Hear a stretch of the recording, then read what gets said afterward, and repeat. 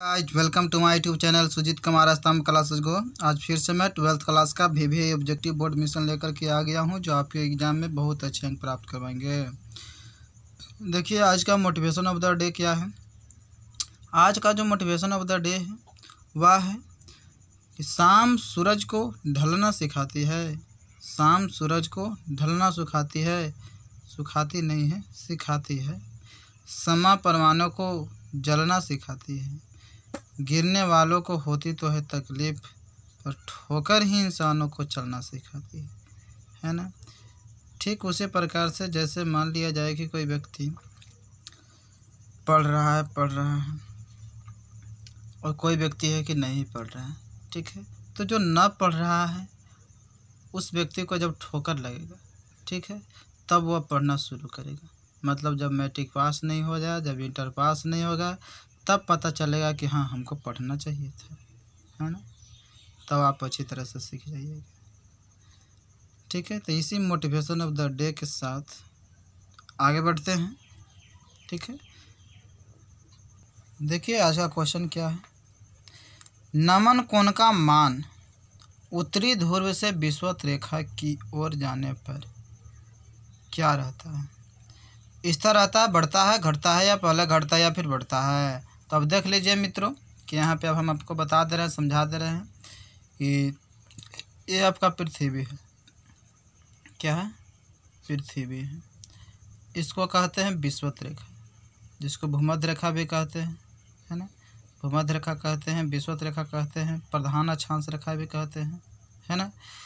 तो ये जो रेखा है विषुवत रेखा, और इसको क्या कहते हैं, पोल, ध्रुव कहते हैं। यह उत्तरी ध्रुव है और यह दक्षिणी ध्रुव है, ठीक है। उत्तरी ध्रुव पर 90 डिग्री होता है और दक्षिणी ध्रुव पर 90 डिग्री होता है, ठीक है। उत्तरी ध्रुव पर 90 डिग्री और दक्षिणी ध्रुव पर कितना होता है, 90 डिग्री है, ठीक है। अगर आपको ज्योग्राफी सिखाना रहता तो आपको बताते हैं कि इस तरह से पढ़ते जाइए, अक्षांश रेखा पढ़ते जाइए। आपको 90 रेखा इधर मिलेंगे और 90 रेखा इधर मिलेंगे, तो 90 कितना हुआ, 180 रेखा हो जाएंगे, अक्षांश रेखा, है ना। तो 180 रेखा होते हैं, लेकिन एक इसमें कम हो जाएंगे क्योंकि इसको भूमध्य रेखा भी तो कहते हैं और दोनों दोनों काउंट नहीं कर सकते हैं, है ना। तो 179 को होता है अक्षांश रेखा। तो ये तो आपको ज्योग्राफी की बात है, लेकिन आपको हम बताते हैं कि यह है विषुवत रेखा। आपको बस इतना ही याद रखना है कि विषुवत रेखा ये ध्रुव है, ठीक है। ध्रुव पर 90 डिग्री का कौन होता है, यहाँ 0 डिग्री होता है। यह 90 डिग्री होता है और यह 0 डिग्री होता है। तो जैसे ही हम विषुवत रेखा से हम ध्रुव की ओर बढ़ेंगे तो क्या डिग्री बढ़ रही है। डिग्री किसका नाम है, ये जो अक्षांश का नाम है ना, उसका नाम है। ये 0 डिग्री पर है ये अक्षांश रेखा, ये 1 डिग्री पर है, 2 डिग्री पर है, 3 डिग्री पर है, इस टाइप का है, ठीक है। ऐसा नहीं कि इधर जाएगा तो -1 डिग्री, -2 डिग्री, ऐसा नहीं है। इधर भी 1 डिग्री, 2 डिग्री, 3 डिग्री, ऐसा टाइप का है, ठीक है। यहाँ तक जाएगा तो 90 डिग्री तक हो जाएगा, ठीक है। तो 0 डिग्री से जैसे ही 90 डिग्री तक जाते हैं, आपको प्रश्न में कहा गया था कि हाँ, तो देखिए हल्ला हो रहा था। तो देखिए क्वेश्चन में था कि नमन कोण का मान उत्तरी ध्रुव से विषुवत रेखा की ओर जाने पर क्या होता है। उत्तरी ध्रुव से विषुवत रेखा की ओर, तो उत्तरी ध्रुव यह है। आप विषुवत रेखा की ओर जाएगा तो क्या होगा, नमन कोण का मान घटेगा। 90 डिग्री से हो जाएगा 89 डिग्री, 89 से 88, 87, 86, 85, 84, 83, 82, 81, ऐसा करके एक हमेशा समय आएगा जो 0 डिग्री हो जाएगा क्योंकि विषुवत रेखा पर। फिर जैसे ही आगे बढ़िएगा तो 1 डिग्री, 2 डिग्री, 3 डिग्री, 4 डिग्री, इस टाइप का होता चला जाएगा, ठीक है। मतलब कि ध्रुव से जैसे ही विषुवत रेखा की ओर आते हैं तो नमन कोण का मान क्या होता है, घटता चला जाता है, ठीक है। नमन कोण का मान क्या होता है, घटता चला जाता है। नमन कोण क्या होता है, हमने पिछले वीडियो में बताया था कि डीप एंगल क्या होता है, ठीक है। और नेक्स्ट वीडियो आएगा उसमें मैं आपको बताऊंगा कि नमन कोण और आभासी कोण क्या है, ठीक है। तो ये 90 डिग्री से 0 डिग्री हो जाता है, वापस चलते हैं तो, ठीक है। और जैसे ही हम विषुवत रेखा से ध्रुव की ओर जाएंगे तो क्या होगा, बढ़ता चला जाएगा। तो इसका सही उत्तर क्या हो जाएगा, देखिए नमन कोण का मान उत्तरी ध्रुव से विषुवत रेखा की ओर जाने पर क्या होता है। उत्तरी ध्रुव से विषुवत रेखा पर जाने पर घटता है, कहीं ऑप्शन होगा, सी ऑप्शन सही है।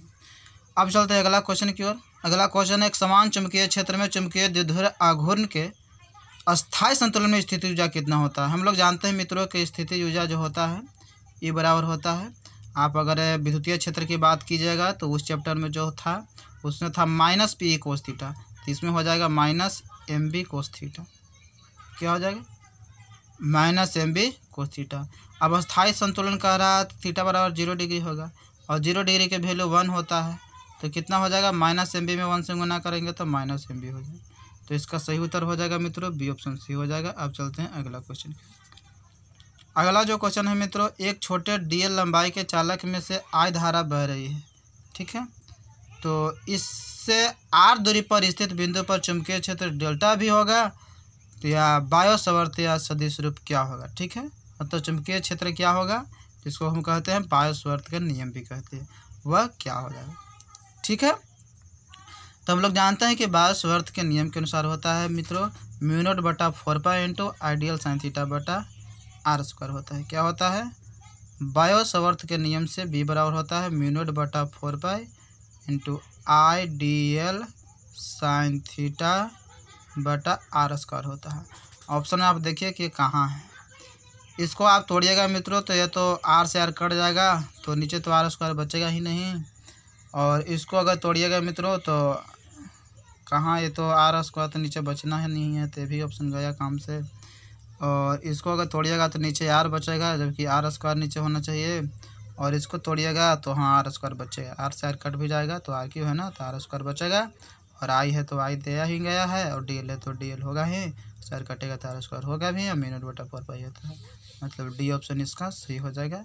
बिल्कुल मेकअप करके दिया है, माल वही है लेकिन नई पैकिंग है, ठीक है, जो कि हमने पिछले वीडियो भी मैंने क्वेश्चन करवाया था ऐसा। तो इस तरह से भी क्वेश्चन आ जाए तो आप बना सकते हैं, इसलिए मैंने क्वेश्चन डाला है, ठीक है। हालांकि चल रहा है थोड़ा कुछ चुंबकत्व ही चल रहा है, लेकिन इसको मैंने डाल दिया है कि देखते हैं बनता है कि नहीं। यदि किसी स्थान पर पृथ्वी के चुंबकीय क्षेत्र के क्षैतिज घटक एवं ऊर्ध्वाधर घटक बराबर है तो नमन कोण का मान बताओ।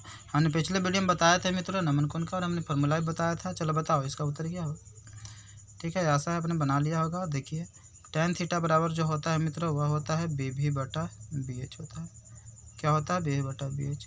और यह कहा जा रहा है किसी भी कोई ऐसा स्थान है जहाँ पृथ्वी का जो चुंबकीय क्षेत्र है, जो मैग्नेटिक फील्ड है ना, का जो क्षैतिज घटक है ना, मतलब हॉरिजॉन्टल जो कंपोनेंट है, और यह जो है सब वर्टिकल कंपोनेंट है, ठीक है, ऊर्ध्वाधर घटक बराबर होता है। तो क्या होता है बी भी बटा बी एच होगा। मतलब दोनों क्या है, एक है, तो एक है मित्रों, मतलब सिंपल सी बात है कि एक है तो इसको मतलब सेम का होना, तो सेम का होता क्या हो जाएगा, सेम रहेगा तो कट न जाएगा तो एक आ जाएगा। तो tan थीटा बराबर अगर एक आ जाएगा मित्रों तो थीटा और कितना आ जाएगा, 45 डिग्री आ जाएगा। मतलब इसका ऑप्शन जो है सर सी ऑप्शन सी हो जाएगा। और अब हम चलते हैं अगला क्वेश्चन की ओर। तो अगला जो क्वेश्चन है मित्रों तांबा क्या होता है। तो तांबा जो होता है मित्रों यह होता है प्रतिचुंबकीय पदार्थ, इसको आप याद रखना पड़ेगा, ठीक है। आप केमिस्ट्री से आप जांच कीजिएगा तो गलत हो सकता है, इसलिए फिजिक्स के अनुसार आप इसका जो प्रॉपर्टी है आप जाइएगा पढ़िएगा। लौ चुंबकीय पदार्थ क्या होता है, प्रतिचुंबकीय पदार्थ क्या होता है, अनुचुंबकीय पदार्थ क्या होता है, और इसका जैसे ही आप प्रॉपर्टी पढ़िएगा तो इसको पता चल जाएगा कि इस तांबा है कि क्या है, क्योंकि उसमें एग्जाम्पल आपको दिया होगा तो आपको मिल जाएगा। तो उनमें जो श्रेष्ठ है उसको मैंने इंक्लूड किया है। तो तांबा जो होता है वह प्रतिचुंबकीय पदार्थ होता है, इसलिए इसका जो सही उत्तर होगा वह हो जाएगा प्रतिचुंबकीय पदार्थ हो जाएगा, ठीक है। तो अब देखिए अगला जो क्वेश्चन है सथिल्य प्रदर्शित करते हैं। सथिल्य जो प्रदर्शित करते हैं, बहुत लोग चिल्लाते हैं, बंद करना पड़ता है। चलिए देखिए अगला जो क्वेश्चन है सथिल्य प्रदर्शित करते हैं। तो सथिल्य जो प्रदर्शित करते हैं वह होता है प्रतिचुंबकीय पदार्थ होता है, या लौचुंबकीय पदार्थ होता है, या अनुचुंबकीय पदार्थ होता है, या फिर नन ऑफ दीज होता है। तो जो सथिल्य प्रदर्शित करता है ना मित्र वह लौ चुंबकीय पदार्थ सथिल्य प्रदर्शित करता है। इसको जैसे जिस प्रकार से मान लिया कोई भी वस्तु होता है उसमें इलेक्ट्रॉन तो होते हैं, लेकिन क्या विद्युत धारा प्रवाहित होता है, नहीं होता विद्युत धारा प्रवाहित, ठीक है। लेकिन जैसे ही उसमें आप करंट डालते हैं तो क्या होता है, ड्रिफ्ट हो जाता है, मतलब एक ही डायरेक्शन में चलने लगता है, तो विद्युत धारा का प्रवाह होना शुरू हो जाता है, ठीक है। तो उसी प्रकार से जो चुंबक होता है उसमें भी नॉर्थ साउथ पता नहीं चलता है किधर होता है, लेकिन जैसे ही उसमें चुंबक में क्या होता है कि जैसे मान लीजिए कोई तार है उसमें करंट आपने डाल देते हैं तो चुंबकीय जैसा व्यवहार करने लगता है। तो जैसे ही चुंबकीय जैसा व्यवहार करने लगता है तो नॉर्थ साउथ का पता चलने लगता है, ठीक है।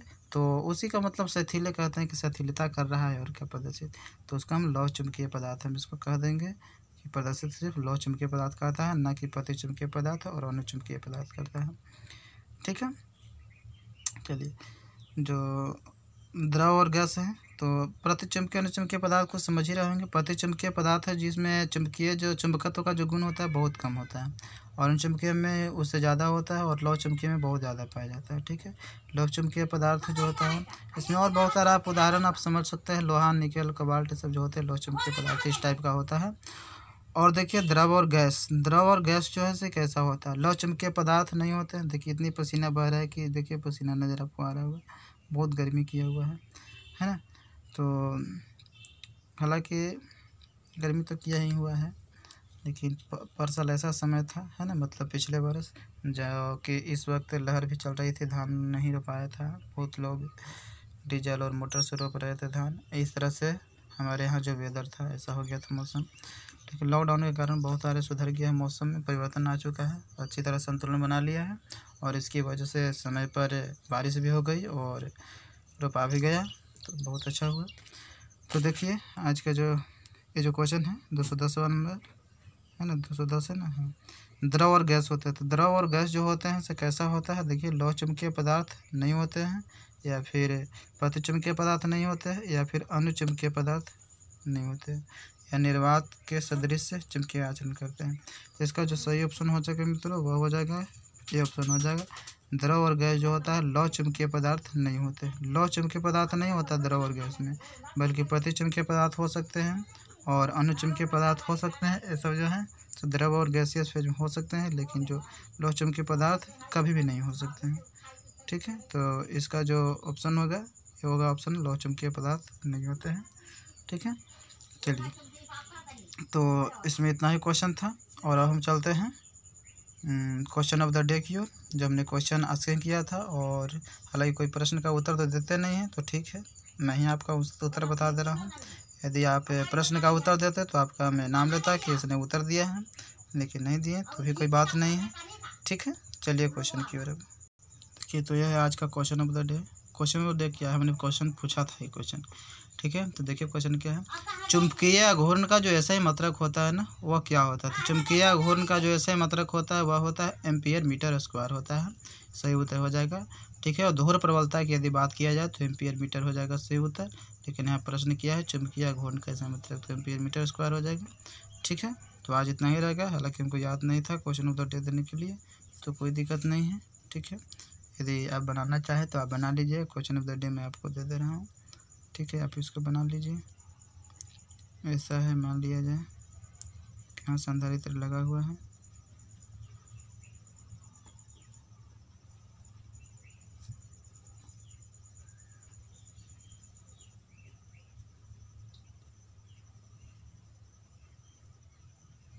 तो इस टाइप का एक व्हीटस्टोन ब्रिज टाइप का है, और यहाँ पे हम 2 दे देते हैं, यहाँ भी 2 देते हैं, यहाँ भी 2 देते हैं, वहाँ है कितना फराडे होता है ना, 2 फराडे।